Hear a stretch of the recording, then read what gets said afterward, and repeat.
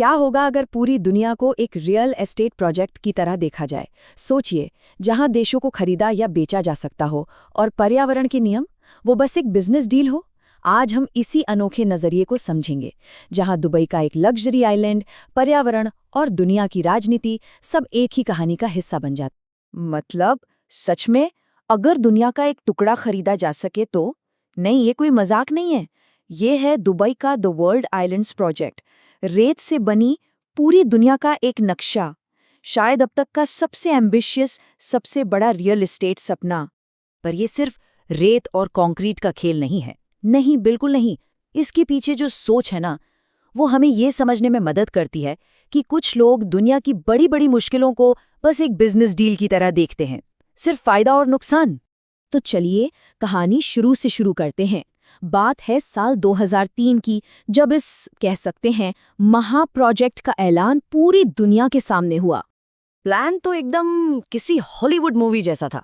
सोचिए, समंदर के बीच में 300 आर्टिफिशियल आइलैंड्स बनाए जाएंगे जो बिल्कुल दुनिया के नक्शे की तरह दिखेंगे। और फिर इन्हें बेचा जाएगा दुनिया के सबसे अमीर लोगों को, ताकि वो अपना खुद का एक छोटा सा देश खरीद सकें।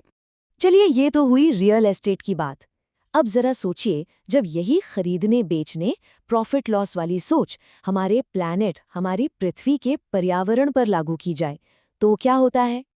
तो इस नजरिए के हिसाब से क्लाइमेट चेंज कोई साइंस वाइंस नहीं है, बल्कि ये तो पैसे बनाने का एक तरीका है, एक धंधा।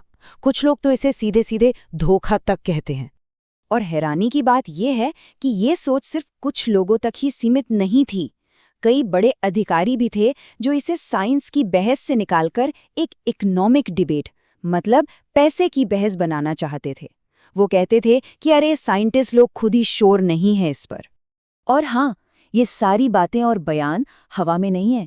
ये पर्यावरण पर नजर रखने वाली कई ऑर्गेनाइजेशंस की रिपोर्ट्स में बकायदा दर्ज है। तो फिर इस सोच का नतीजा क्या निकलता है? नतीजा ये है कि पर्यावरण को बचाने वाले नियम बिजनेस के लिए एक बोझ लगने लगते हैं, और पेरिस अग्रीमेंट जैसे इंटरनेशनल समझौते एक खराब डील की तरह दिखते हैं, जिससे जितनी जल्दी हो सके बाहर निकल जाना चाहिए। अब इसी सोच को एक लेवल और ऊपर ले चलते हैं, जियोपॉलिटिक्स यानी दुनिया की राजनीति पर। यहाँ तो दुनिया का नक्शा एक रियल एस्टेट कैटलॉग बन जाता है, जहाँ देश और जमीनें बस खरीदने और बेचने की चीजें हैं। तो पैटर्न बिल्कुल साफ है ना? बात चाहे पर्यावरण की हो या विदेश नीति की, सोच एक ही है। जो डील अच्छी नहीं लगी उसे कैंसिल करो, जो जमीन चाहिए उसे खरीद लो। सब कुछ एक सौदा है, एक लेन देन। ग्रीनलैंड और डिएगो गार्सिया जैसी जगहों में दिलचस्पी की वजह भी बिल्कुल यही है। इन्हें बस इनकी स्ट्रेटेजिक वैल्यू के लिए देखा जा रहा है। मतलब ये अमेरिका की कितने काम आ सकते हैं, बिल्कुल एक प्राइम प्रॉपर्टी की तरह। जैसे यहाँ पर देखिए, डिएगो गार्सिया बेस को छोड़ने की बात को सीधे सीधे ग्रीनलैंड खरीदने की जरूरत से जोड़ा गया है। इससे क्या पता चलता है? यही कि दुनिया के रिश्तों को एक जीरो सम गेम की तरह देखा जा रहा है, जिसमें एक का फायदा दूसरे का नुकसान है। मतलब अगर एक प्रॉपर्टी हाथ से निकल गई तो दूसरी तो खरीदनी ही पड़ेगी। लेकिन असली सवाल तो ये है कि क्या दुनिया सच में इतनी सिंपल है? क्या होता है जब एक बड़ा लेनदेन वाला सपना असलियत की जमीन से टकराता है? इसका जवाब हमें वहीं मिलेगा जहां से हमने ये कहानी शुरू की थी। वापस चलते हैं दुबई के वर्ल्ड आइलैंड्स। हुआ ये कि वर्ल्ड आइलैंड्स का सपना कभी वैसा पूरा हो ही नहीं पाया जैसा सोचा गया था। साल 2008 में जब पूरी दुनिया में आर्थिक मंदी आई, तो इस ग्रैंड प्लान पर अचानक से ब्रेक लग गया।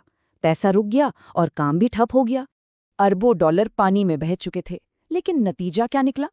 सालों तक वहां सिर्फ रेत के ढेर, आधा अधूरा कंस्ट्रक्शन और एक अजीब सी खामोशी छाई रही।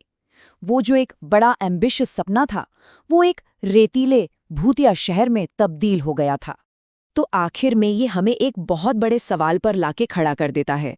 जब एक बिल्डिंग बनाने का नक्शा पूरी दुनिया को चलाने का नक्शा बन जाए, तो इसका जोखिम क्या है? हाँ, ये सच है कि डेवलपर की सोच से फैसले शायद जल्दी लिए जा सकते हैं, लेकिन द वर्ल्ड आइलैंड्स की कहानी हमें एक बात जरूर याद दिलाती है कि एक बड़े साहसी सपने और दुनिया की उलझी हुई हकीकत के बीच एक बहुत बहुत बड़ी खाई हो सकती है।